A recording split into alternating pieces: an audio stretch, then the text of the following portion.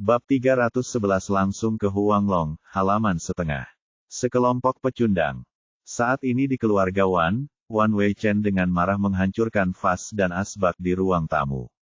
Berdiri di sampingnya adalah putra sulungnya dan sekelompok pengawal, semuanya menundukkan kepala dan tidak berkata apa-apa. Kamu melewatkannya tadi malam, kenapa kamu tidak memberitahuku lebih awal? Teriaknya dengan marah kepada pengawal itu. Dia telah menunggu kabar tadi malam, namun dia tidak menerima kabar apapun sampai larut malam, pada akhirnya dia berbaring di kursi dan tertidur. Kami takut mengganggu Anda, jadi kami tidak berani. Tai Qiang, kapten pengawal terkemuka, menjawab dengan hati-hati, dan tempat kejadian dikendalikan oleh polisi pada saat itu, dan orang-orang di Sanyuanhua tidak bisa dapat dihubungi, jadi detail spesifiknya kami tidak mengetahui situasinya dengan baik. Petik 2. Orang-orang di Sanyuanhua semuanya tewas, jadi tentu saja mereka tidak dapat dihubungi. Sekelompok sampah. Wajah Wan Weichen memerah karena marah. Dia awalnya mengira kali ini orang Sanyuanhua akan mampu menghadapi Lin Yu, tetapi akibatnya, Lin Yu tidak terpecahkan, dan orang Sanyuanhua terbunuh pertama. Tahukah Anda, berkolusi dengan organisasi pembunuh luar negeri adalah hal yang tabu di ibu kota. Jika orang-orang di atas mengetahuinya, mereka pasti akan kehilangan kabar baik tentang Wan Jia. Kini pembunuh Sanyuanhua telah dibawa pergi oleh polisi. Meski semua orang tewas, dia masih takut dengan apa yang akan diketahui polisi. Apakah anak laki-laki yang mereka kirim pasti sudah mati? Wan Weichen bertanya dengan dingin.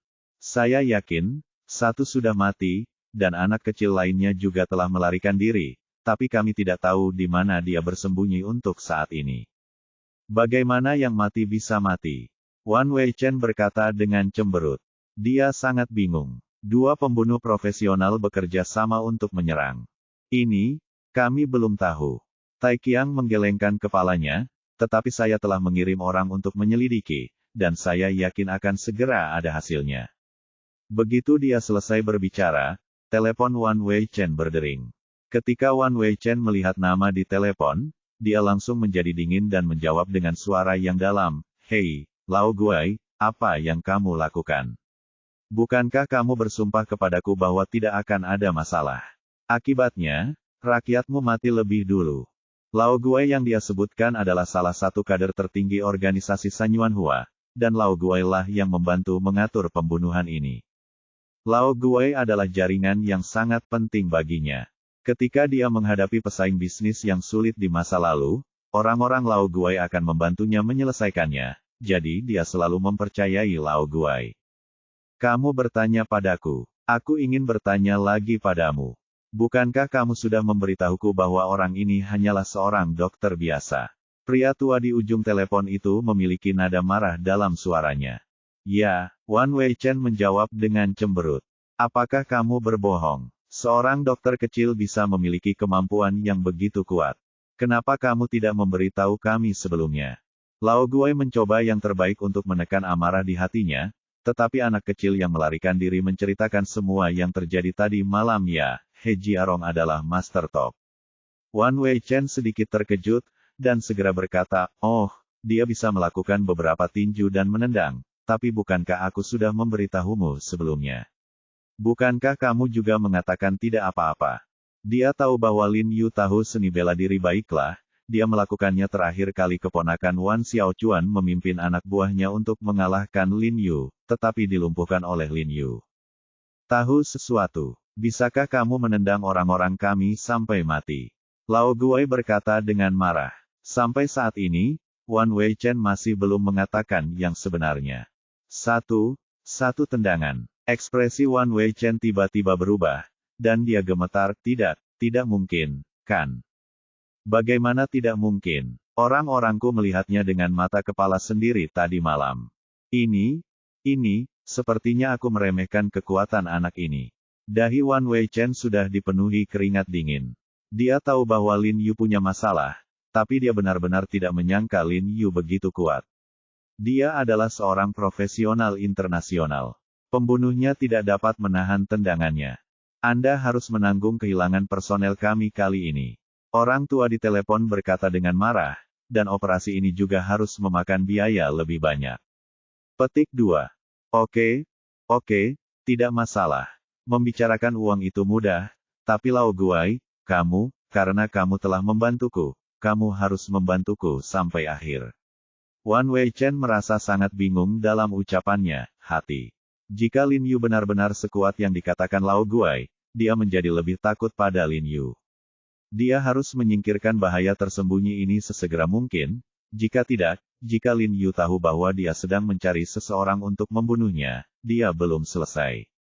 Jangan khawatir, dia telah membunuh orang-orang kita kali ini dan telah menjadi musuh organisasi kita. Kami pasti akan melakukan yang terbaik untuk menyingkirkannya. Orang tua di ujung telepon itu bersumpah. Itu bagus, itu bagus. Wan Weichen menghela nafas lega. Tetapi kami tidak dapat mengambil tindakan selama periode ini. Polisi Tiongkok Anda telah mengetahui bahwa kami melakukan ini dan sedang menyelidiki kami. Kami harus menghindari pusat perhatian terlebih dahulu. Kalau begitu cepatlah. Wan Weichen hampir menangis saat mendengar ini. Mereka menghindari pusat perhatian, jadi apa yang harus dia lakukan? Lin Yu, orang yang sangat terlatih di Sanyuanhua, ditendang sampai mati hanya dengan satu tendangan. Setelah menutup telepon, Wan Weichen mondar-mandir dengan tangan di belakang punggung, wajahnya cemas, dan dia bertanya kepada Tikiang dengan sedikit cemas, tidak ada yang tahu tentang kontak kita dengan Sanyuanhua, kan? Kami melakukannya dengan sangat diam-diam, bahkan polisi tidak akan mengetahui bahwa kami memiliki kontak dengan mereka, Tikiang meyakinkan. Apa yang dikatakannya memang benar. Bahkan polisi tidak mengetahui bahwa mereka ada hubungannya dengan Sanyuanhua, tetapi mereka tidak mengetahui bahwa ada departemen yang lebih berkuasa dari polisi, yang disebut Departemen Intelijen Militer. Itu bagus, itu bagus. Wan Weichen bergumam dan mengangguk, lalu tiba-tiba teringat sesuatu dan memerintahkan kepada Tikiang, mulai malam ini, aku akan mengirim orang 2 kali lebih banyak untuk perlindungan. Tidak, 2 kali lebih banyak. Tikiang dengan cepat mengangguk setuju, merasa bahwa Wan Weichen sedang membuat keributan. Bagaimanapun, mereka semua adalah pasukan khusus profesional dan memiliki keterampilan yang luar biasa, lebih banyak orang membuatnya merasa sedikit terhina. Ayah, ayo kita pergi ke perusahaan untuk rapat dulu. Wan Xiaoyue, yang tidak berani berbicara, mengingatkannya. Wan Weichen mengangguk lalu pergi berganti pakaian dan pergi ke perusahaan untuk rapat. Dikatakan bahwa Lin Yu dan Jiang Yan bergantian tidur setelah Han Bing pergi. Ketika dia bangun, hari sudah gelap. Li Zhensheng awalnya meminta untuk pergi bersamanya, tetapi dia langsung menolak karena itu sama sekali tidak perlu dan dia sudah cukup sendirian. Selama polisi tidak terlibat, semuanya akan baik-baik saja. Pada pukul 10.50 malam, Wan Weichen mengakhiri pertemuan terakhirnya dan kemudian bergegas pulang di bawah pengawalan Tikiang dan yang lainnya. Bagaimana kabarmu? Tidak ada pergerakan di Resurrection Hall, kan? Wan Weichen bertanya dengan cemberut. Untuk berjaga-jaga, dia meminta Tikiang mengirim orang untuk mengawasi Hui Sengtang ketika dia pergi ke rumah Li di pagi hari. Sayangnya, keterampilan Lin Yu tidak bisa diawasi oleh anak buahnya. Tidak ada gerakan. Bagaimana bisa ada gerakan apapun? Pintunya telah ditutup selama sehari. Tikiang mencibir dan berkata, adik baptis idiot itu hampir mati, bagaimana dia bisa melakukan gerakan apapun? Bab 311 langsung ke Huanglong, halaman 2/2. Pantas. Wan Weichen mencibir. Meskipun Lin Yu dan istrinya tidak terluka, saudara perempuan baptis Lin Yu yang hampir membunuh Lin Yu masih marah. Bos, menurutku bajingan tua itu sengaja berbohong untuk menakutimu. Dia hanya ingin menipu uangmu. Faktanya, anak itu tidak sekuat yang kamu katakan. Aku mendengar dari orang-orang di kantor polisi bahwa penjaga keamanan yang meninggal ditusuk dengan pisau. Ditusuk sampai mati. Tulang punggungnya ditendang, omong kosong. Tikiang mendengus. Dia baru mendapat kabar pasti sore ini bahwa pria Sanyuanhua itu meninggal karena luka tusuk. Tapi dia tidak mengetahuinya, berita akurat, ini adalah intelijen militer. Agar polisi menutupi kemampuan Lin Yu, dia sengaja menyebarkannya. Sial, apa-apaan ini? Kamu mencoba menggertakku. Wan Weichen menghela nafas lega ketika mendengar kata-kata ini. Ketakutan sebelumnya langsung hilang. Dia hanya berkata, lalu tendang wajahnya. Tulang punggung seseorang ditendang. Apakah dia masih manusia? Saya kira anak ini ketakutan setengah mati setelah mengalami hal seperti ini. Tai Qiang mencibir. Saya mendengar dari pengikut bahwa anak yang bersamanya kemarin sangat ketakutan sehingga dia tidak berani pulang sepanjang malam. Saat dia keluar pagi ini, dia sangat takut hingga dia melihat ke kiri, dan benar. Kamu tidak melihat pengecut itu, seperti pengecut. Hahaha. Sopir itu juga tertawa dan berkata, lalu mengeluarkan ponselnya dan menyerahkannya kepada Wan Weichen. Ada videonya di sini, ambil lihat. Mata Wan Weichen berbinar, buru-buru mengambilnya, dan melihat bahwa video yang diambil persis seperti rasa malu Shen Yuxuan ketika meninggalkan rumah sakit. Dia segera mencibir, merasa sangat lega. Bos, jangan khawatir. Anak ini sangat ketakutan sehingga He Jiarong tidak bisa menjadi lebih baik lagi. Tai Qiang mengangkat kepalanya tinggi-tinggi dan berkata dengan acuh tak acuh. Perasaan hati Wan Weichen, yang tegang sepanjang hari, akhirnya mereda. Dia bersandar di kursinya dan berkata, apakah Tuan Muda sudah pergi ke rumah Nyonya? Ya, saya sendiri yang mengirimnya ke sana. Dia dan istrinya berselisih dalam beberapa tahun terakhir dan hidup terpisah. Dia suka tinggal di villa tepi danau ini. Setelah sampai di rumah, Wan Weichen mengganti pakaiannya dan memakai air panas, dan berbaring dengan nyaman di air panas yang sedikit mendidih. Pori-porinya langsung terbuka, dan panas menyebar ke seluruh tubuhnya, dan rasa lelah hari itu hilang. Dia menyandarkan kepalanya di atas bantal bak mandi di belakangnya, meletakkan handuk di atasnya, memejamkan mata dan menikmati perasaan nyaman. Lin Yu berdiri di bawah pohon willow di luar villa, mengeluarkan ponselnya dari waktu ke waktu untuk memeriksa waktu. Ketika dia melihat waktu melonjak menjadi pukul 23.30, dia segera menghela nafas lega. Dia akan mati kedinginan jika tidak terjadi lebih awal. Jika dia tahu cuaca akan sangat dingin di malam hari, dia akan mengenakan lebih banyak pakaian. Setelah mengendus, dia berjalan langsung ke gerbang. Siapa? Sebelum dia bisa mencapai pintu, kedua pengawal yang berpatroli di luar pintu memperhatikannya. Meskipun mereka pernah mendengar tentang He Jiarong, mereka tidak akrab dengan penampilan He Jiarong tidak mengenali waktu. Halo, saya di sini untuk mengunjungi Tuan Wan Weichen. Tolong beritahu saya, ada dua hal yang ingin saya katakan kepadanya. Lin Yu berkata sambil tersenyum. Terlalu dingin untuk melepaskan tangannya sebenarnya tidak ingin melakukan apapun. Akan lebih baik jika Wan Weichen bersedia menemuinya secara langsung. Anda bisa bertemu Tuan Wan kapanpun Anda mau. Salah satu pengawal mencibir. Jika Anda ingin bertemu Tuan Wan, pergilah ke perusahaan untuk membuat janji. Keluar. Bagaimana kamu tahu bahwa Tuan Wan tidak ingin bertemu denganku? Apakah kamu tidak takut pada Tuan Wan? Akankah aku menyalahkanmu setelah mengetahui hal ini? Lin Yu melanjutkan. Kedua pengawal itu saling melirik, berpikir bahwa identitas Lin Yu tidak biasa, jadi mereka bertanya, siapa namamu? Ketiga, keempat, apa yang terjadi di luar? Suara Tai Qiang terdengar, siapa di sini? Bos, kami bertanya padanya. Pengawal itu melirik Lin Yu dan berkata dengan dingin, nak, saya bertanya, siapa nama Anda? Petik 2. Lin Yu berkata sambil tersenyum. Bab 312 Akulah yang memegang kekuasaan hidup dan mati. Kata-kata Lin Yu tidak keras, tapi seperti guntur di tanah, membuat kedua pengawal itu gemetar.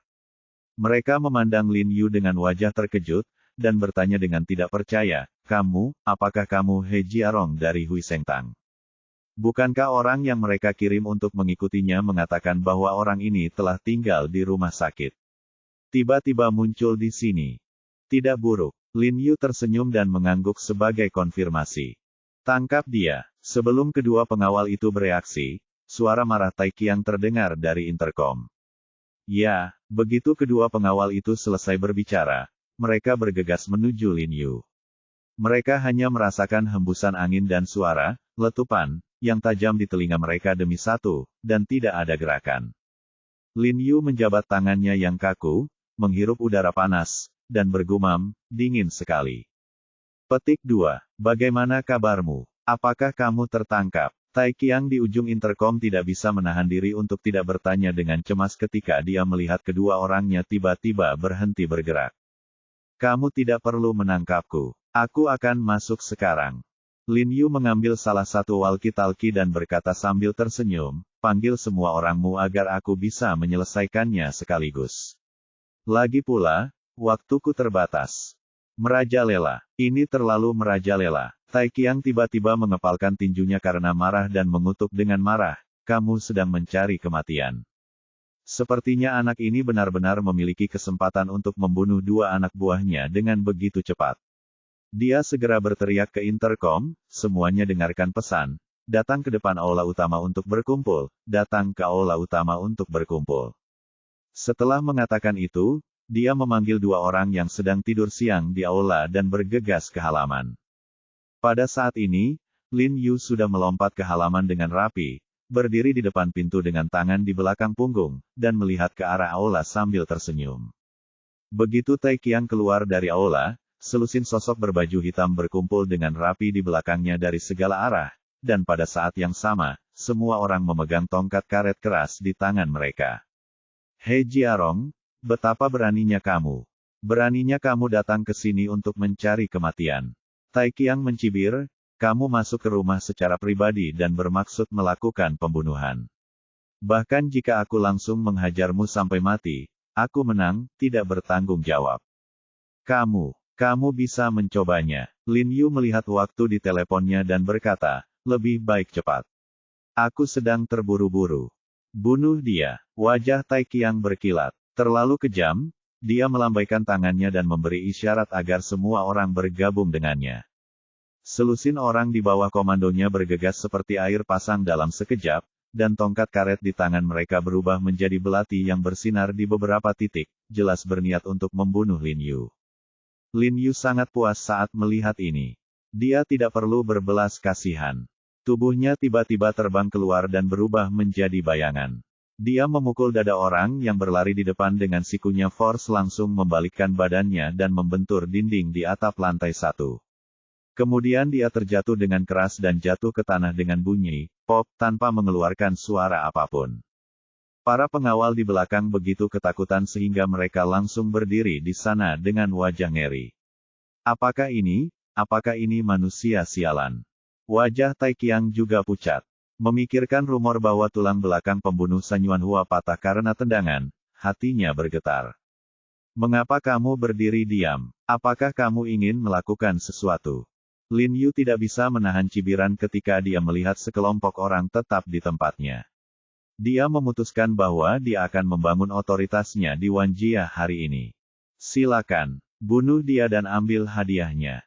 Wajah Tai Qiang menjadi pucat dan dia segera berteriak dengan marah, lalu dia berbalik dan berlari cepat ke dalam rumah. Sekelompok pengawal menerima perintah dan bergegas menuju Lin Yu lagi. Tubuh Lin Yu juga meledak lagi, dengan tinju, siku, lutut, tungkai, dan kaki atau perutnya tidak bisa dihancurkan seperti palu besi. Kekuatan besar itu seperti badai yang dahsyat, membuat semua pengawal terbang ke segala arah. Ada yang menabrak tembok, ada yang menabrak pilar batu, dan ada yang jatuh di rerumputan, terdengar suara lolongan. Jeritan melengking datang, dan tubuh Wan Wei Chen di bak mandi tiba-tiba bergetar, dan dia tiba-tiba terbangun. Bos, ini tidak bagus, ini tidak bagus. Pada saat ini, Tai Qiang bergegas dan berkata dengan suara mendesak, dia, He Jiarong memanggil. Petik 2. Tiba-tiba, pikirannya menjadi kosong dan dia berseru kaget, dia. He Jiarong, bagaimana dia bisa lewat, ayo. Entahlah, keterampilan anak ini terlalu aneh. Tak satu pun dari kita orang-orang adalah lawannya. Ayo lari. Nada suara Tai Qiang mendesak, tetapi sebagai pengawal yang terlatih, meskipun situasinya mendesak saat ini, dia tetap tenang, pikirannya jernih, dan dia tahu itu yang terbaik cara sekarang adalah melarikan diri. Oke, wajah Wan Wei Chen menjadi pucat karena ketakutan. Dia segera bangkit dan segera berpakaian. Lalu dia berlari ke ruang kerja dan mengeluarkan pistol saku dari laci mejanya dengan tangan gemetar dan meletakkannya di pinggangnya. Tai Qiang mengeluarkan ponselnya untuk menelepon polisi, berharap mendapatkan bantuan dari polisi, tetapi dia menemukan bahwa 110 selalu berada dalam jalur buta dan tidak dapat tersambung, tidak peduli bagaimana dia menelepon. Cepat, bos, turun ke bawah. Tai Qiang membuang ponselnya dan buru-buru membawa Wan Weichen dari ruang belajar ke garasi di lantai pertama dengan lift. Setelah sampai di garasi, Tai Qiang menghela nafas lega. Dia segera membuka pintu kursi belakang dan membiarkan Wan Weichen duduk. Kemudian dia juga duduk di kursi penumpang. Wan Weichen menghela napas panjang, terengah-engah, menutupi dadanya, merasa jantungnya akan berdetak kencang. Tuan Wan, kemana kita akan pergi terburu-buru? Tanpa diduga, sebuah suara yang familiar tiba-tiba terdengar dari telinganya, dan kemudian sebuah tangan naik ke bahunya. Ah! Wan Weichen berteriak seolah dia baru saja melihat hantu. Tiba-tiba dia menoleh dan melihat He Jiarong dengan senyuman di wajahnya. Cek. Tai Qiang, yang baru saja menyalakan mobil, melihat melalui kaca spion dan gemetar ketakutan. Dia dengan cepat mengeluarkan pistol di tangannya dan ingin menyerang Lin Yu, tetapi sebelum dia mengangkat tangannya, Lin Yu kemudian meraih lengannya dan mematahkannya dengan keras. Dengan suara, bang, lengan Tai Qiang dengan paksa dipecah menjadi dua bagian. Ah! Teriak Tai Qiang. Dia tidak pernah menyangka bahwa, kura-kura yang menyusut, yang dia ejek 1 jam yang lalu akan melumpuhkan salah satu lengannya seperti dewa pembunuh yang turun ke bumi. Terlalu berisik. Lin Yu menggelengkan kepalanya dan menamparkan kepalanya. Kepala Tai Qiang menghantam kemudi, dan tidak ada suara yang terdengar keras. Wan Weichen sangat ketakutan dengan pemandangan ini sehingga dia membuka mulutnya lebar-lebar dan gemetar. Perut bagian bawahnya sudah hangat dan bau. Dia buru-buru berbalik, membuka pintu, dan bergegas keluar dengan putus asa. Karena kakinya sudah lemas karena ketakutan, dia berlutut di tanah dengan bunyi gedebuk, dan berguling menuju pintu belakang garasi. Dia bergegas dari pintu keluar garasi ke tanah, lalu sampai ke halaman belakang, tersandung di halaman, dan berlari menuju dinding halaman belakang. Seperti kata pepatah, tidak ada kerugian yang dapat merugikan keluarga. Bos Wan, tidak peduli seberapa buruk perselisihan antara kamu dan aku, kamu tidak boleh melakukan apapun pada keluargaku, kan? Dengan sedikit tawa dalam suaranya. Rasa dingin yang menusuk tulang di pahanya, dan ketika dia memikirkan adegan berlumuran darah di punggung bawah Ye Qingmei tadi malam, dia masih merasa patah hati. Wan Weichen sudah berlari ke dinding halaman saat ini, dia berteriak ngeri dan memanjat dinding halaman menggunakan tangan dan kakinya. Temboknya sangat tinggi dan sangat licin, dan dia tidak bisa memanjatnya sama sekali. Ketika dia awalnya membangun tembok ini, itu untuk mencegah pencurian, tapi dia tidak pernah menyangka bahwa itu akan benar-benar mencegahnya pada akhirnya. Mengenai dendam antara aku dan keluargamu, sepertinya itu bukan salahku.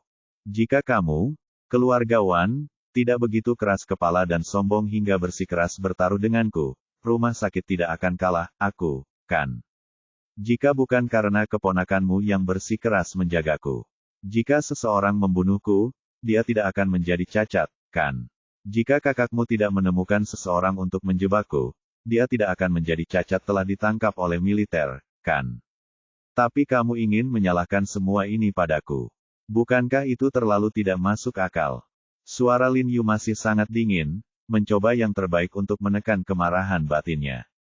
Faktanya, dia selalu melakukannya ingin melepaskan keluarga Wan mereka, tapi mereka, keluarga Wan sendiri jangan biarkan dirimu pergi.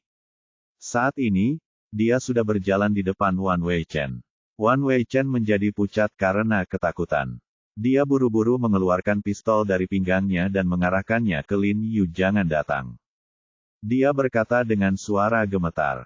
Begitu dia jatuh, Lin Yu muncul di sampingnya seperti kilat, dan pada saat yang sama, tinjunya mengenai perutnya dengan keras. Oh! Wan Weichen mendesis seperti balon kempes. Dia merasakan sakit yang menusuk. Perut dan ususnya bercampur di perutnya, terdengar, dia memegangi perutnya dan berlutut di tanah sambil mengertakkan gigi, wajahnya kesakitan, dan kepalanya dipenuhi keringat dingin. Saya, He Jiarong, tidak punya niat untuk bertengkar dengan orang lain atau bermusuhan dengan orang lain, tetapi saya tidak menimbulkan masalah, dan saya juga tidak takut akan masalah. Baik itu raksasa bisnis atau raksasa militer dan politik, siapapun yang berani menyakiti keluargaku akan dihukum olehku. Begitu dia selesai berbicara, Lin Yu menendang samping Wan Weichen. Wan Weichen tiba-tiba berguling, menutupi sisi tubuhnya dan meratap. Kamu, keluarga Wan, adalah keluarga besar di ibu kota. Kamu selalu bisa melakukan apapun yang kamu mau. Hanya dengan beberapa klik jari, kamu bisa mengirim banyak orang ke jurang kehancuran abadi. Namun sayangnya, aku, He Jiarong, bukan orang biasa. Aku, keluarga Wan, tidak bisa diganggu. Bangunlah. Lin Yu berkata sambil berjalan ke arah Wan Weichen dan menginjak perutnya dengan keras lagi. Puff! Wan Weichen menyusut, lalu berbalik dan muntah hebat. Dia merasakan mati rasa di perutnya, seolah itu bukan miliknya lagi. Ketakutan yang sangat besar benar-benar memusnahkannya menjauh darinya. Faktanya, jika Lin Yu tidak terus-menerus menahan kekuatannya, dia pasti sudah lama dipukuli sampai mati. Dia menahan rasa sakit, meraih pasir di tanah, dan melemparkannya ke arah Lin Yu. Lalu dia tiba-tiba berdiri, memegangi perutnya dan berlari menuju halaman depan sambil berteriak sekuat tenaga, "Tolong, tolong." Tapi sebelum dia selesai berteriak, sebuah tangan seperti besi mencubit pergelangan tangannya. Lin Yu tiba-tiba muncul di depannya lagi tanpa mengetahui kapan, tangannya mencubit lehernya, perlahan-lahan seperti dia mengangkat kapten. Wan Weichen hanya merasakan kakinya perlahan menggantung di udara, napasnya tiba-tiba terhenti, wajahnya memerah karena menahan, dan dia dengan putus asa mengulurkan tangan untuk merobek lengan Lin Yu, tetapi tidak berhasil. Bukankah terlalu kasar untuk melarikan diri sebelum orang lain selesai berbicara? Lin Yu menyipitkan matanya, dan tiba-tiba cahaya dingin muncul, dan berkata dengan suara yang dalam, "Mulai sekarang, aku ingin kamu mengingatnya, antara kamu Wan Jia dan akulah yang memegang kekuatan hidup dan mati." Bab 313 Tuan, dia layak halaman setengah. Melihat niat membunuh yang tak ada habisnya di mata Lin Yu, Wan Weichen gemetar ketakutan, tapi dia sudah kehabisan napas dan memutar matanya. Lin Yu ingin mencekik Wan Weichen sampai mati, tetapi alasan mengatakan kepadanya bahwa dia tidak bisa melakukannya. Begitu dia melepaskannya, tubuh Wan Weichen menghantam tanah dengan bunyi gedebuk, seperti ikan yang terdampar kembali ke air, terengah-engah. "Tuan Wan, saya akan mengampuni hidup Anda hari ini. Saya harap Anda dapat mengingat pelajarannya, menghargai hidup, dan hidup dengan baik. Bagaimanapun, hidup ini sangat berharga." Suara Lin Yu sangat dingin, dan dia cukup sedih, pada akhirnya. Dia bekerja keras untuk menjalani kehidupan yang baik setiap hari selama dia masih hidup, tetapi pada akhirnya dia berakhir dengan kematian yang tragis. Namun, banyak orang seperti Wan Weichen, yang telah mencapai ketenaran dan kekayaan, tidak puas dan bersikeras untuk mengendalikan nyawa dan kematian orang lain. "Apa? Kamu tidak mendengarnya?" Suara Lin Yu tenggelam ketika dia melihat Wan Weichen tidak menjawab. "Dengar, aku dengar." Suara Wan Weichen bergetar, dan tubuhnya menggigil seperti dedaunan musim gugur ditiup angin dingin. Dia menundukkan kepalanya dan tidak pernah berani menatap Lin Yu. Keterkejutannya baru saja keluar. "Kalau begitu ingat, jika keluarga dan temanku berada dalam bahaya lain kali, aku akan menyalahkanmu." Lin Yu berkata dengan kasar, lalu berbalik dan melangkah keluar pintu. Apakah ini semua salahnya? Wajah Wan Weichen dipenuhi dengan kepahitan dan dia tidak bisa berkata-kata. Apakah ini terlalu tidak masuk akal? Melihat punggung Lin Yu yang mundur, dia mengepalkan tinjunya erat-erat, matanya menjadi sangat rumit. Lin Yu langsung kembali ke klinik medis setelah keluar dari rumah Wan. Yang mengejutkan, Ye Qingmei sudah bangun. Begitu dia memasuki ruangan, dia melihat Ye Qingmei telah duduk, bersandar di bantal, memegang secangkir air panas di tangannya, dan mengobrol gembira dengan Jiang Yan. Meski wajahnya masih sedikit pucat, dia tetap bersemangat. Tubuh Lin Yu tiba-tiba bergetar, dan matanya terasa sedikit kering. Dia menghabiskan sepanjang hari dan malam dalam siksaan dan kekhawatiran. Setelah berlatih pengobatan begitu lama, dia tidak pernah memiliki mentalitas seperti ini pada pasien manapun.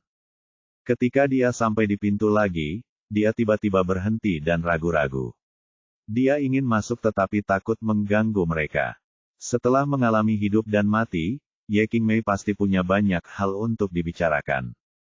Jiarong, Ye Qingmei memanggil Lin Yu dengan lembut setelah melihatnya. Volumenya tidak keras, tapi sedikit bergetar. Faktanya, dia sadar sepanjang waktu selama masa koma.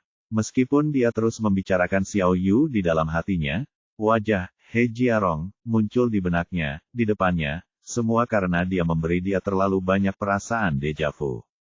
Kakak senior, apakah kamu bangun?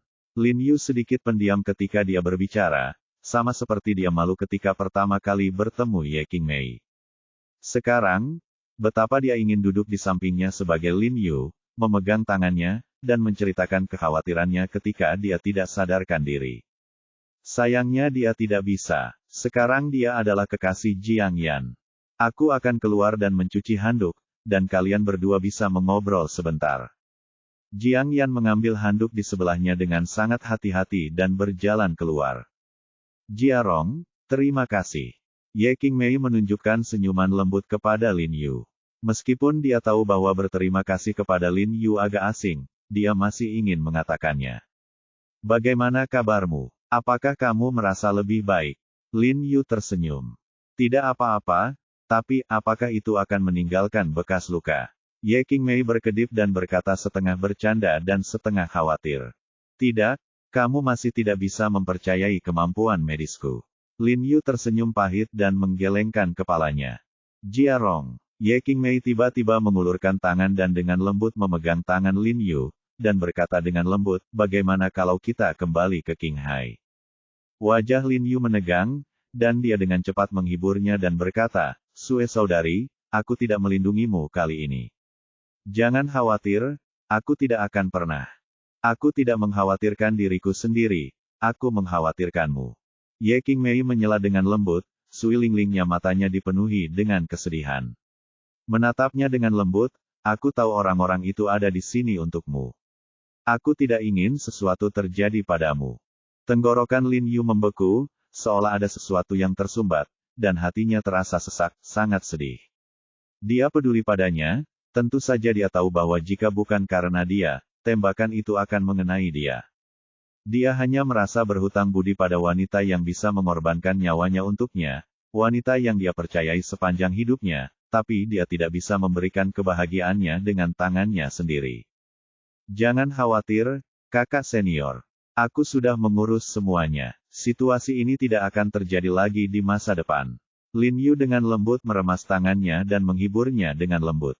Meskipun Ye Qingmei terluka parah kali ini, salep Lin Yu sangat efektif sehingga Ye Qingmei kembali ke keadaan semula dalam 2 hari, dan lubang peluru di pinggangnya tidak meninggalkan bekas luka, jadi dia masih sedikit tidak nyaman setelah kembali pulang pada malam hari. Percaya, tangan Jiang Yan menggenggamnya dan terus menyentuh pinggangnya yang ramping dan indah. Jiang Yan menyentuh dadanya yang terbalik, yang membuatnya tersenyum manis. Bisakah kalian berdua memperhatikan dampaknya? Lin Yu, yang kebetulan melewati pintu kamar tidur dan melihat pemandangan ini, berteriak dengan marah sambil menyeka mimisannya. Setelah dia pergi ke keluarga Wan untuk membuat masalah, orang-orang di keluarga Wan akhirnya tahu betapa kuatnya dia, tapi tidak pasti apakah mereka akan berhenti di situ. Bagaimanapun, kepala keluarga Wan sekarang bukanlah Wan Weichen, tapi Wan Sixun. Lin Yu pernah mendengar bahwa lelaki tua yang telah diplot 3 kali dan lolos dari kematian 3 kali dalam suka dan duka dunia bisnis ini adalah seorang lelaki yang tidak bisa menghilangkan kotoran di matanya. Tapi Lin Yu berharap dia bisa mentolerir pasirnya kali ini, lebih baik menjadi buta daripada kehilangan nyawanya, bukan? Angin dingin menderu-deru hari itu. Dengan datangnya musim dingin yang dalam, suhu di ibu kota tiba-tiba turun, dan ada lebih banyak pasien di rumah sakit. Ye Qingmei terpaksa tinggal di rumah untuk memulihkan diri oleh Jiang Yan dan tidak datang rumah sakit. Lin Yu karena ada sesuatu yang terjadi di pabrik farmasi, saya pergi ke pabrik farmasi dan menyerahkan klinik medis kepada Dou Xinyi sebelum pergi. Dia menyuruhnya untuk mengingat untuk meneleponnya jika dia menemui pasien yang serius. Dou Xinyi mencibir, dengan ekspresi jijik di wajahnya. Dia sudah lama berada di sini, dan dia tidak melihat sesuatu yang luar biasa tentang Lin Yu. Oleh karena itu, kebenciannya terhadap Lin Yu menjadi lebih kuat di dalam hatinya, dan dia diam-diam ingin menemukan kesempatan. Dia berselisih dengan Lin Yu dan mengambil kesempatan untuk pulang. Terutama, hari-hari berobat di sini terlalu membosankan. Setiap hari, saya menerima laki-laki dan perempuan tua yang sakit kepala dan demam. Tidak ada tantangan. Orang-orang seperti dia, yang masih muda dan sukses serta memiliki cita-cita yang tinggi, tentu saja mendambakannya yang lebih tinggi. Platform besar dengan lapisan. Namun dia tidak tahu bahwa pengobatan Tiongkok menekankan pada mengambil satu langkah pada satu waktu dan bersikap rendah hati. Dokter, tolong bantu kekasihku memeriksanya. Pada saat ini, sebuah suara tergesa-gesa terdengar, dan sepasang suami istri parubaya bergegas masuk dari luar pintu. Wanita parubaya itu memiringkan kepalanya, menutupi lehernya, wajahnya bengkak. Hong terlihat sangat kesakitan dan tidak berani bergerak. Mata Dou Xinyi berbinar ketika dia melihat kondisi wanita parubaya itu. Akhirnya, seorang pasien yang menantang datang dan berkata dengan tergesa-gesa, "Cepat, bantu dia duduk." Dia segera berdiri dan memberi isyarat kepada pasien yang mengantri untuk menunggu, lalu dia dengan cepat menghampiri wanita parubaya itu dan bertanya, "Apa yang terjadi?" "Istri saya sedang beristirahat di rumah akhir pekan ini, dan kami sedang duduk di ruang tamu sambil menonton TV."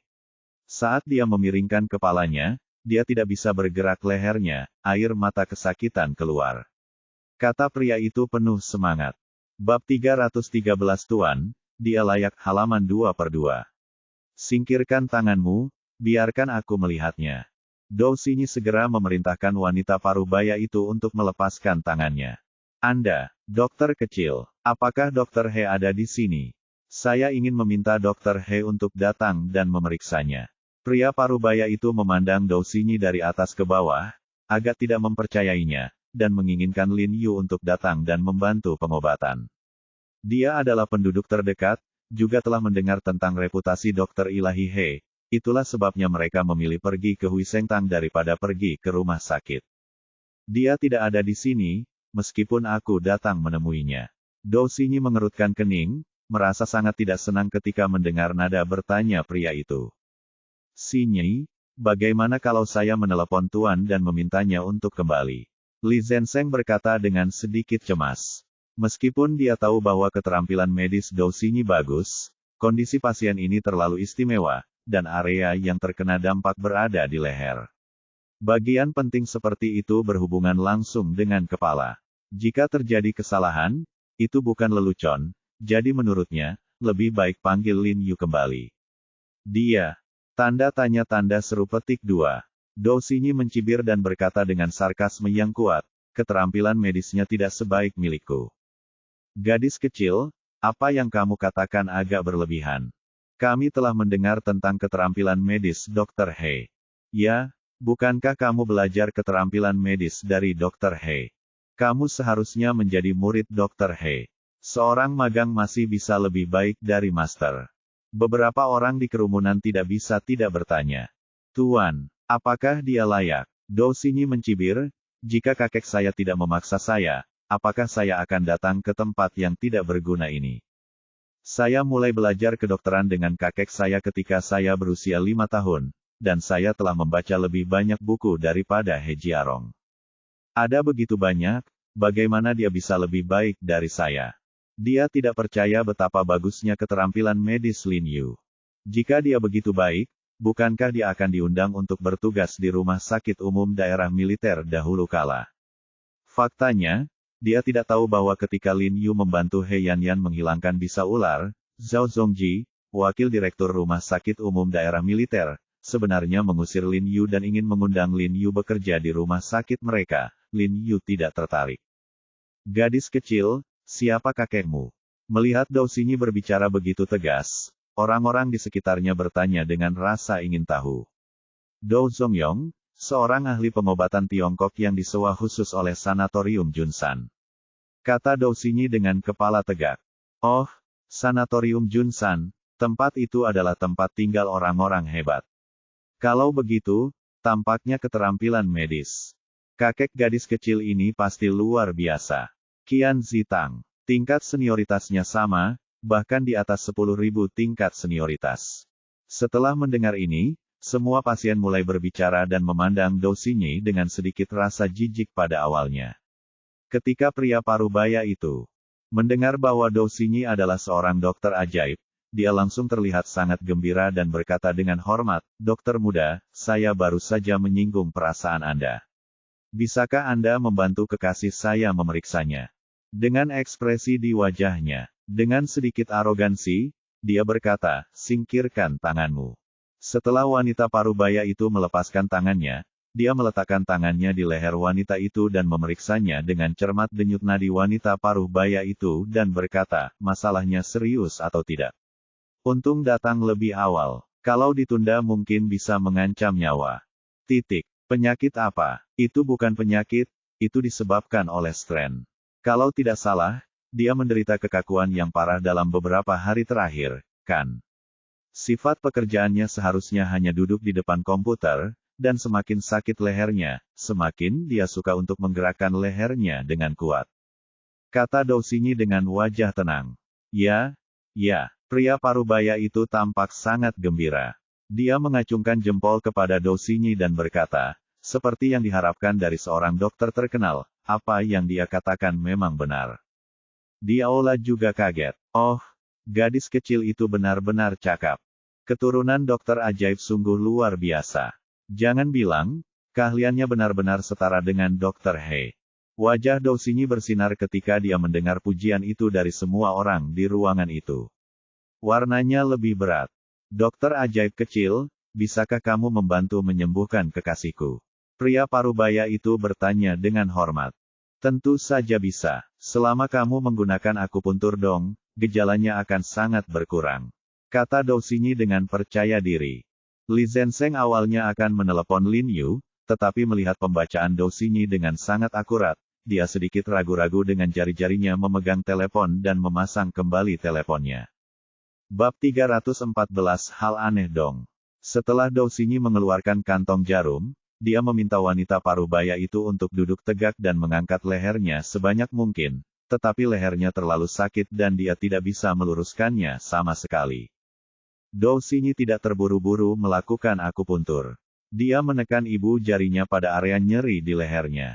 Ketika dia melihat proses spinosus ketiga, keempat, dan kelima di lehernya berada setengah inci ke kanan, terlihat jelas, nyeri tekan yang keras, jadi dia meminta wanita itu untuk melepas sepatunya, menggulung celananya, berdiri di atas bangku kecil, dan menusuk titik akupuntur Zhengjin dan Zhengzong di titik Qidong di bagian bawah betis. Semua orang terkejut saat melihat wanita itu mengalami sakit leher, namun Dou Xinyi menusuk titik akupuntur di tendon Akilis.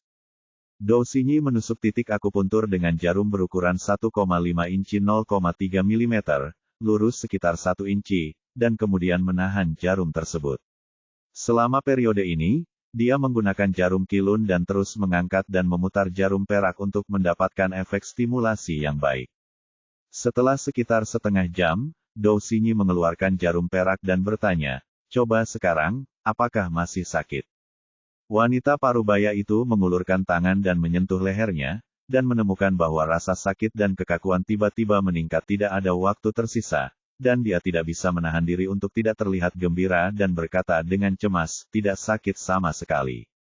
"Terima kasih, dokter ajaib kecil, terima kasih." Suami wanita itu juga sangat gembira saat melihat ini. Dia mengacungkan jempol kepada Dou Xinyi dan memuji berulang kali, "Dokter kecil yang ajaib, ombak di belakang sungai yang sebenar-benar mendorong ombak ke depan. Keterampilan medis Anda mungkin melampaui keterampilan dokter ajaib He." Kekasihnya sangat kesakitan hingga dia sekarat, tetapi Dou Xinyi hanya setelah beberapa suntikan, kekasihnya secara ajaib pulih. Semua pasien di ruangan itu juga menghela nafas dan memuji Dou Xinyi. Li Zhensheng juga melirik ke arah Dou Xinyi dengan penuh minat, dan cukup terkejut. Belum lagi, dari diagnosis hingga akupuntur, dia benar-benar melihat sedikit gaya pria sejati pada gadis kecil ini, tapi bedanya, Pak tidak sombong seperti dia. Dou Xinyi merasa lebih bangga ketika mendengar pujian dari semua orang. Dia mengangkat kepalanya tinggi-tinggi dan berkata dengan nada meremehkan, "Siapa He Jiarong?" Sulit untuk mengatakan apakah dia bisa menggunakan akupuntur dong sebaik saya. Keterampilan medis dokter ajaib kecil benar-benar tak tertandingi. Tidak ada. Wanita parubaya itu baru saja hendak memujinya dengan beberapa pujian, tetapi tiba-tiba dia merasakan sensasi menyengat di lehernya seperti tersengat listrik. Kemudian pandangannya menjadi hitam, dan dia jatuh ke tanah dengan bunyi gedebuk. Istri. Ekspresi pria parubaya itu berubah drastis saat melihat pemandangan ini. Dia buru-buru berlari menghampiri istrinya dan membantunya ke kursi malas. Dia melihat istrinya memutar matanya, mulutnya berbusa, dan bergerak-gerak, berdiri. Semua pasien di ruangan itu gempar ketika melihat pemandangan ini, mereka segera berdiri dan melihat pemandangan ini dengan takjub. Mereka tidak mengerti bagaimana orang yang baik-baik saja tadi pingsan dalam sekejap mata. Dokter ajaib kecil, ada apa dengan istriku? Pria parubaya itu bertanya dengan ngeri. Wajah Dou Xinyi pucat saat ini, dan dia sedikit bingung. Dia berkata dengan suara gemetar, "Tidak, seharusnya tidak. Seharusnya tidak. Kenapa? Kamu tidak melakukannya. Tahu apa yang terjadi ketika kamu mengobatinya?" Pria parubaya itu tiba-tiba menjadi marah dan merobek kerah leher Dou Xinyi, mengangkat tinjunya seolah ingin menyerang. "Pergi." Ekspresi Li Zenseng berubah. Dia bergegas menuju pria parubaya itu dan menarik tangannya. "Kamu telah menyembuhkan orang jahat, dan kamu masih masuk akal. Jika istriku punya masalah, aku akan melawanmu sampai mati." Wajah pria parubaya itu memerah, dan dia berteriak dengan suara menangis, "Kenapa tidak bisakah kamu menyembuhkanmu? Kamu sangat murah hati." Petik 2. Aku juga tidak tahu. Dou Xinyi menyusut, air mata menetes, dan kesombongan awalnya hilang, seperti pria yang telah membuat kesalahan. "Jangan khawatir, aku akan menelepon suami kita untuk kembali sekarang juga," kata Li Zenseng sambil buru-buru meraih ponselnya. "Ada apa, Saudara Li, mengapa kamu menelepon saya?" Sebelum Li Zenseng memutar nomor tersebut, suara Lin Yu tiba-tiba terdengar dari luar pintu, dan dia masuk dengan senyuman di wajahnya. "Tuan, Anda kembali." Ekspresi Li Zenseng melembut, seolah dia telah melihat penyelamat. "Apa yang terjadi?" Begitu Lin Yu memasuki pintu, dia melihat seorang wanita parubaya terbaring di kursi malas, bergerak-gerak dan berbusa. Ekspresinya berubah. Dia melihat wajah wanita itu pucat saat ini, dan dia bibirnya berwarna ungu. Dia jelas-jelas dalam kondisi ki dan darah tersumbat. "Apa yang terjadi? Muridmu membunuh seseorang." Pria parubaya itu berteriak pada Lin Yu dengan suara mendesis. Lin Yu melirik Dou Xinyi, lalu bergegas menuju wanita parubaya itu, mendorong pria parubaya itu menjauh, dan memeriksa denyut nadi di pergelangan tangan wanita parubaya itu. "Gadis kecil, biar ku beritahu, jika sesuatu terjadi pada istriku, kamu tidak akan bisa hidup dengan baik." Mata pria parubaya itu merah dan dia menunjuk ke arah Dou Xinyi dan berkata dengan marah. "Datanglah padaku jika terjadi sesuatu. Dia adalah muridku. Jika hal seperti ini terjadi, tanggung jawab ada di tanganku." Suara Lin Yu tidak keras, tetapi nadanya penuh tanggung jawab, merasa bingung di dalam hatinya. "Apa yang terjadi?" Lin Yu menoleh ke Dou Xinyi dan bertanya. Dou Xinyi dengan cepat memberitahu Lin Yu apa yang terjadi. "Jarum." Lin Yu tidak bertanya lagi, mengulurkan tangannya dan berteriak kepada Dou Xinyi. Dou Xinyi dengan cepat menyerahkan tas jarum di tangannya, dan kemudian mengangkat celana kiri wanita parubaya itu ke lututnya. Selanjutnya diambil jarum dan ditusukkan pada titik Bokiu dan titik Si Huasang di antara titik ganjil dong. Jarum bermata 3 digunakan untuk menusuk titik Si Huasang hingga mengeluarkan darah. Saat darah merembes keluar, tubuh berkedut wanita parubaya itu tiba-tiba menjadi stabil. Pada saat yang sama, mulutnya berhenti berbusa dan memutar matanya. Dia perlahan-lahan sadar dan membuka matanya. "Istriku, apakah kamu baik-baik saja, istriku?" Pria parubaya itu tampak bahagia ketika melihat ini, dan bergegas mendekat dan memeluk istrinya sambil bertanya dengan penuh semangat. "Apa yang terjadi padaku barusan?" Wanita parubaya itu tampak bingung. Dia baik-baik saja sekarang. Ketegangan di lehernya dapat disembuhkan hanya dengan satu akupuntur lagi. Tentu saja, itu jika Anda masih mau mempercayai kami. Lin Yu berkata sedikit dengan nada meminta maaf. Maaf, itu kesalahan kami. Kesalahan kali ini, saya telah mengejutkan Anda. Jika Anda menginginkan kompensasi, kami dapat memberi Anda sejumlah kompensasi finansial. Lupakan saja, jika sesuatu terjadi pada istri saya lagi, saya akan datang dan menghancurkan rumah sakit Anda. Pria parubaya mendengus. Dengan suara, dia menarik istrinya dan berjalan keluar. Istrinya lebih sopan dan meminta maaf kepada Lin Yu 2 kali. Oke, tidak apa-apa. Sudah waktunya semua orang mengantri menemui dokter. Lin Yu berbalik dan melambai kepada pasien, menunjukkan bahwa mereka harus terus mengantri. Dokter He, kami ingin Anda menemui kami. Ya, silakan datang dan temui dokter secara langsung. Petik 2. Kami tidak dapat mempercayai murid kecil Anda lagi. Membuat diagnosis. Awalnya, mereka memiliki kepercayaan yang cukup besar pada Dou Xinyi, tetapi mereka tidak menyangka bahwa dia berada pada level sedemikian rupa sehingga dia hampir membunuh seseorang. Oke, tunggu sebentar. Lin Yu tersenyum tak berdaya. Ya, maafkan aku. Dou Xinyi menundukkan kepalanya, air mata jatuh dalam jumlah besar, dan sikapnya terhadap Lin Yu tidak lagi sulit diatur seperti di awal.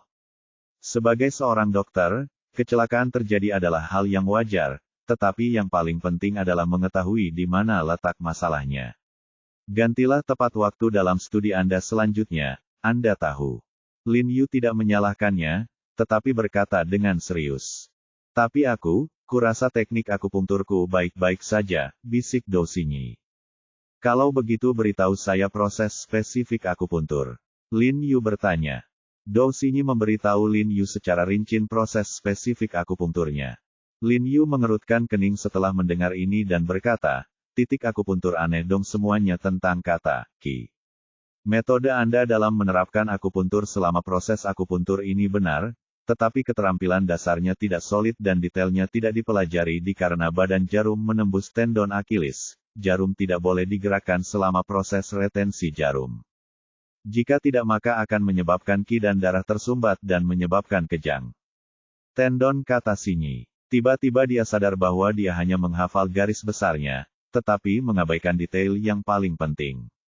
Lin Yu berkata dengan lembut, jika Anda tidak senang di sini, saya dapat berbicara dengan Tuan Dou dan memintanya untuk menelepon Anda kembali.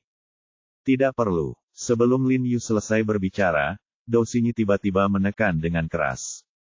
Dia gemetar kepalanya, menundukkan kepalanya dan mengertakkan giginya dan berkata, saya pikir kamu tidak memahami akupuntur dong, tapi saya tidak menyangka kamu begitu akrab dengannya. Saya ingin belajar lebih banyak dari Anda. Petik 2. Dia telah dewasa dan hampir tidak pernah mengalaminya. Sungguh suatu kemunduran. Dia benar-benar ketakutan ketika melihat penampilan wanita parubaya tadi, tapi dia tidak menyangka Lin Yu akan disembuhkan dengan mudah. Ini memberi dia memiliki rasa aman yang besar, dan sekarang dia mengaguminya dari lubuk hatinya.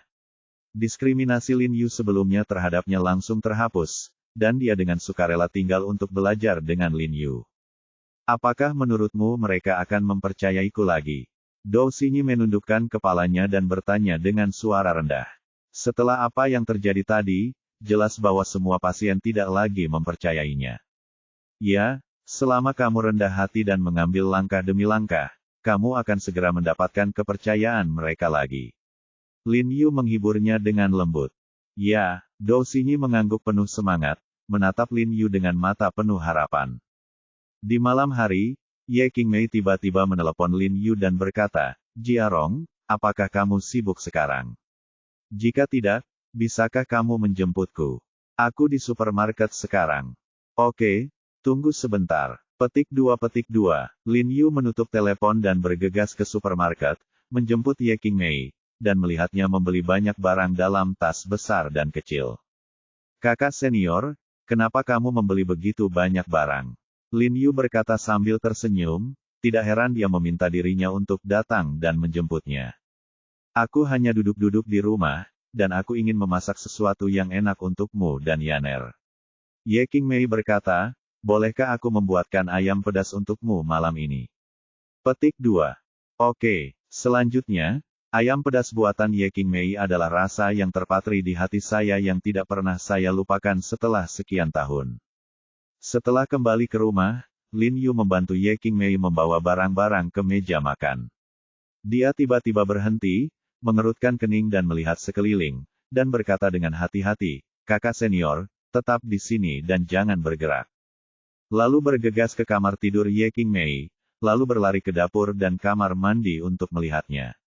"Jiarong, ada apa?" Melihat tatapan curiganya, Ye Qingmei bertanya dengan rasa ingin tahu. Lin Yu tidak mengatakan apa-apa. Dia berjalan ke pintu dan memeriksa kunci pintu. Lalu hatinya tiba-tiba tenggelam dan dia berkata dengan suara dingin, "Seseorang membuka kuncinya dan masuk." Bab 315, ingatlah untuk dipijat di masa depan, halaman setengah. Apakah ada yang pernah ke sini? Ye Qingmei sedikit terkejut, "Tidak bisakah? Aku baru keluar selama 2 jam. Dia melirik ke kamar dan melihat bahwa semua yang ada di ruangan itu tertata rapi seperti ada yang pernah ke sini. Lin Yu juga baru saja memeriksanya. Memang benar tidak ada yang menyentuh apapun di rumah itu, tetapi dia dapat menyimpulkan bahwa seseorang pasti telah masuk, dan lubang kuncinya juga menunjukkan tanda-tanda pengintaian. Dia seharusnya menggunakan sesuatu seperti kawat untuk memecahkan kuncinya.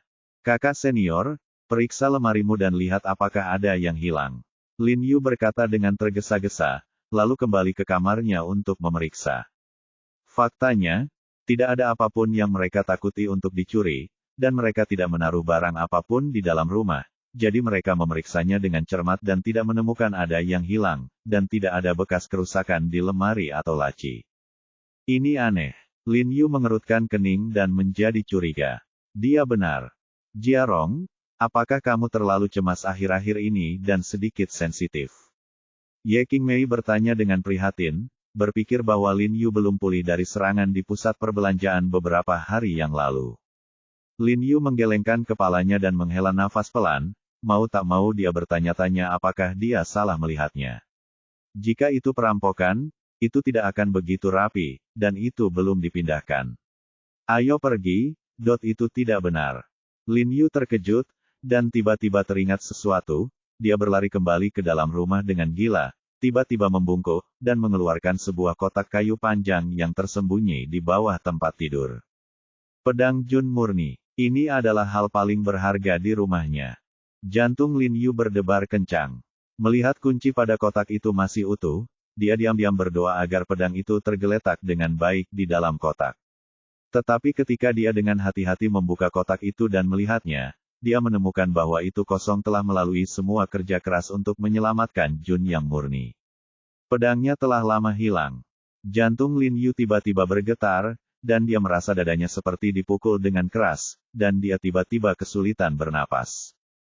Pedang Jun murni ini adalah miliknya yang paling berharga, dan dicuri begitu saja. Sungguh tidak tahu malu. Sungguh penuh kebencian. Lin Yu berharap dia bisa menangkap pencuri ini dan memotongnya menjadi beberapa bagian. Kecuali pedang Jun murni ini, mereka tidak menyentuh apapun di dalam rumah. Jelas sekali, sekelompok orang ini datang khusus untuk pedang ini, dan mereka telah membawa detektor logam dan instrumen lainnya terlebih dahulu, sehingga mereka dapat menemukannya dengan mudah. Kotak yang dia sembunyikan di bawah tempat tidurnya. Lin Yu meninju tempat tidur dengan keras dengan tinjunya, merasa menyesal karena dia tidak menyembunyikannya dengan hati-hati. Namun karena seseorang telah melihatnya, tidak ada gunanya menyembunyikannya dimanapun kecuali Anda membawanya. "Jiarong, ada apa?" Ye Qingmei mendengar suara itu dan berlari masuk dengan panik. "Tidak apa-apa." Lin Yu menahan kebencian di dalam hatinya, tidak ingin menakuti Ye Qingmei, dan berpura-pura tidak peduli dan menggelengkan kepalanya padanya, pedangnya hilang. "Hah!"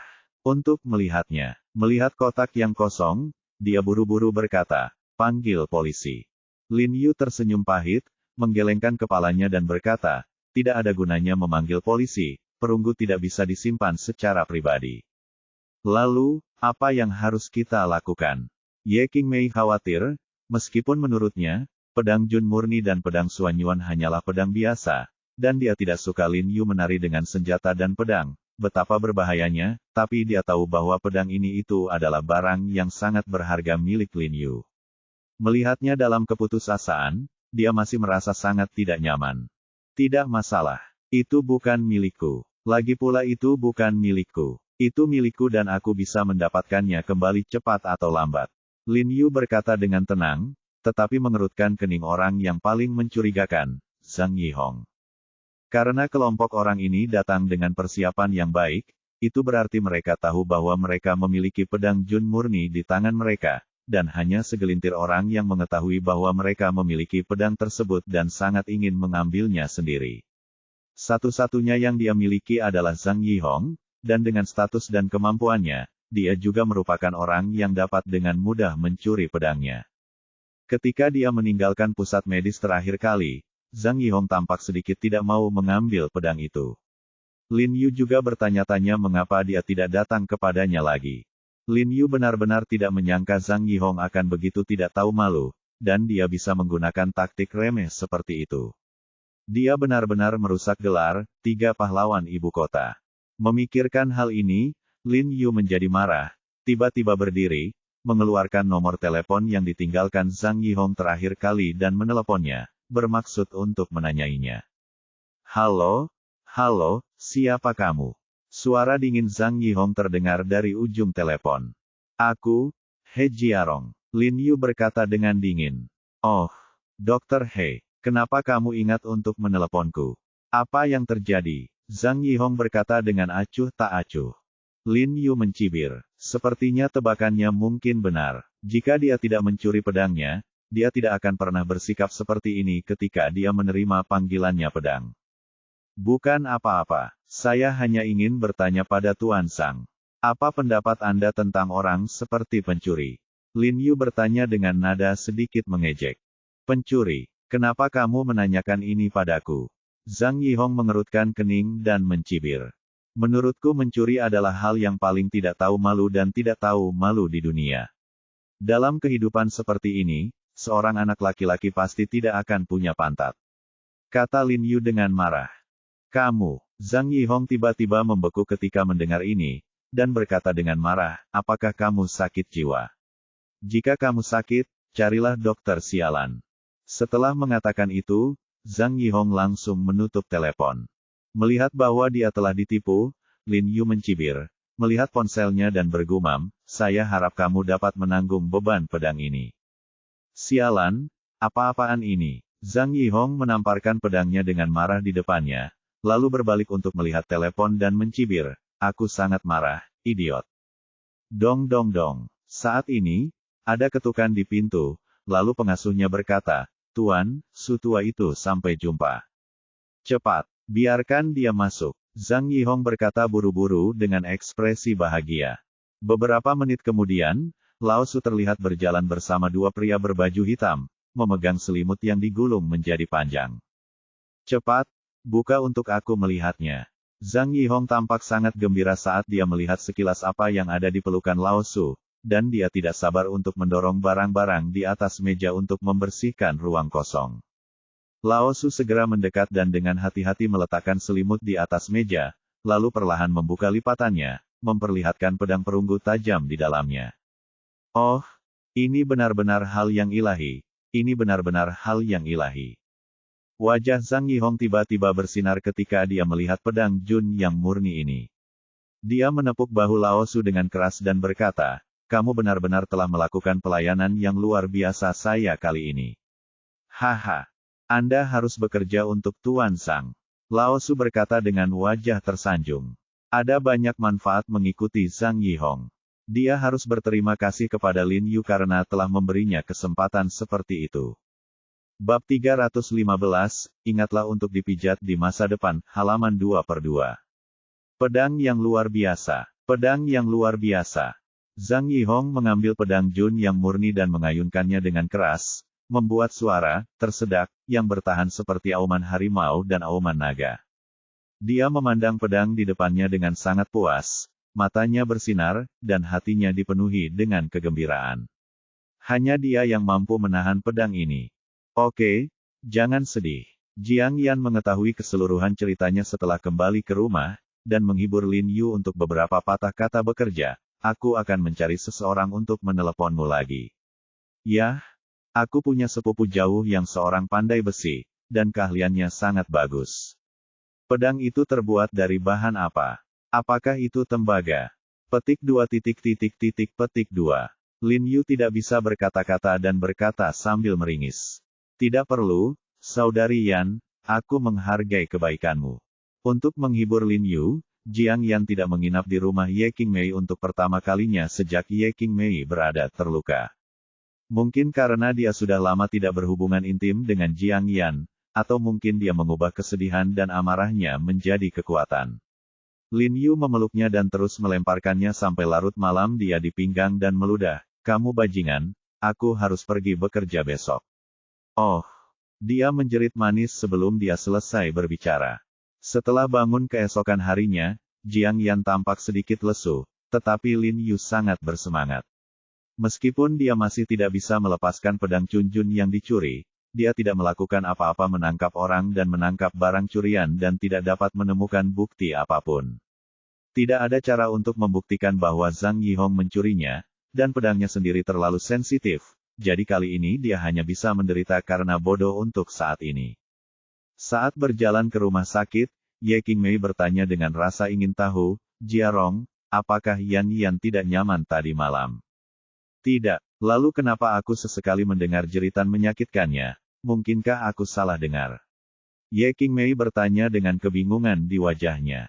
Bagi Guru Ye, yang belum pernah punya pacar, dia seperti selembar kertas kosong dan tidak tahu apa-apa tentang pria dan wanita, jadi dia merasa sangat bingung setelah mendengar suara aneh Jiang Yan tadi malam, dan sedikit khawatir jika bukan karena Lin Yu menjadi seorang dokter, dia pasti akan menerobos masuk. Wajah Lin Yu tiba-tiba memerah saat mendengar ini. Dia segera berdeham dan berpura-pura tenang, oh, tidak apa-apa. Dia bilang dia terlalu lelah akhir-akhir ini. Aku memijatnya. Oh, itu dia, Ye Qingmei mengangguk dan berkata dengan cemas, kalau begitu cobalah pergi sedini mungkin. Melakukan pijatan selarut ini akan memengaruhi istirahatmu. Wajah Lin Yu semakin terbakar, dan dia tidak berani melakukannya. Lihat dia. Kepala berkata, ya, saya mengerti. Setelah tiba di Hui Sengtang, Lin Yu mengganti pakaiannya dan hendak duduk untuk berkonsultasi. Tanpa diduga, Han Bing tiba-tiba bergegas dan berkata dengan tergesa-gesa, Tuan Muda He. Dokter He, tolong ikuti saya. Ayo pergi ke dokter. Awalnya, dia secara tidak sadar ingin memanggil Lin Yu, Mayor He, tetapi ketika dia melihat pasien di sekitarnya, dia segera mengganti namanya. Melihat ekspresi cemasnya, Lin Yu dengan cepat bertanya, ada apa? Apa yang terjadi? Nah, ada, tua, kepala suku tua dengan status yang tidak biasa. Dia sakit parah. Saya ingin Anda datang dan lihatlah. Han Bing ragu-ragu dan berkata dengan nada yang sangat samar. Oke, Xin Yi, kamu datang untuk berkonsultasi hari ini. Melihat dia menyebutkan kata-kata ini, Lin Yu tidak berani menunda. Dia segera mengambil kotak obat dan mengikuti Han Bing keluar. Setelah meninggalkan pintu aula kebangkitan, Lin Yu merendahkan suaranya dan bertanya, apakah kamu akan melihat sesuatu yang besar kali ini? Sungguh suatu status yang luar biasa jika Han Bing datang sendiri dan mengundangnya untuk melihat sabar. Tidak buruk. Han Bing buru-buru melangkah, mengangguk dan bertanya, apakah kamu tahu tentang unit 8341? Lin Yu sedikit terkejut dan berkata dengan tergesa-gesa, Resimen Keamanan Pusat.